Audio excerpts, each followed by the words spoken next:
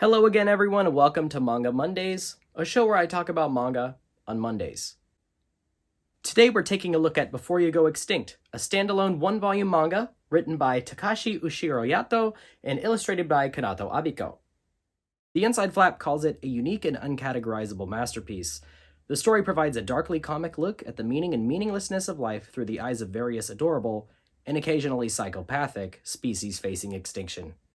And when it says occasionally psychopathic, they ain't kidding.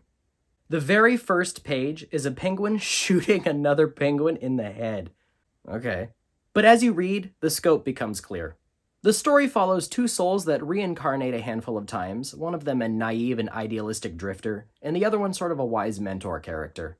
In each life they live, they learn something about existence, culture, and why they were put on the planet to begin with. Also in each story, the two souls find something interesting about a mundane rock, the same rock, that conveys something about living with intention or protesting the way things are. Now, the heart of the story is cynical and nihilistic, assuming that life is inherently meaningless. But as you read each chapter, there begins to be more and more hope as we sort of see the characters live for reasons that are important to them and not quite important to their society. This manga is a fairly quick read. It took me no longer than 20 minutes, but I still found myself fairly captivated by the contents. You know, it's got a great hook right at the beginning, but it really does lead into stuff that is much more sophisticated. It reminded me a bit of the novel A Dog's Purpose, which is not a very good novel in my opinion. But it has a sort of similar story where the same dog is reincarnated over and over again to learn his purpose.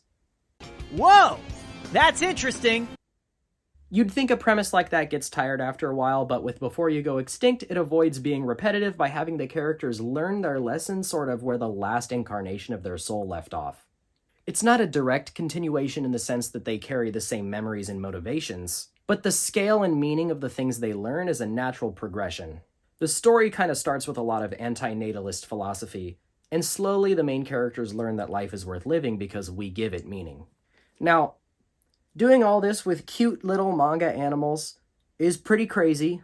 It's definitely not for everybody, but I thought it was cool. Removing humanity from the equation allows Ushiroyato to pen a story that isn't saying anything specific about any one place, peoples, or culture. And that sort of just makes it feel all a bit timeless. The art has a mostly grayscaled, chalky look to it that I like, and the actual chibi animal style works just fine. In fact, that sort of anachronism, I think, is part of what makes this work. If they looked like realistic animals, I think it would feel a lot more pretentious than it actually is. And it might sound pretentious, but I promise it's actually a pretty digestible and fun read. I don't really want to spoil specific elements of the story. Not that there's really much to spoil. But I can wrap up this short little review with a solid letter of recommendation, as I thought it was a worthwhile journey with a good amount of substance in a really short amount of time.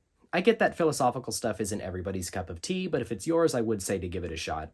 That's all for now. Thanks for watching.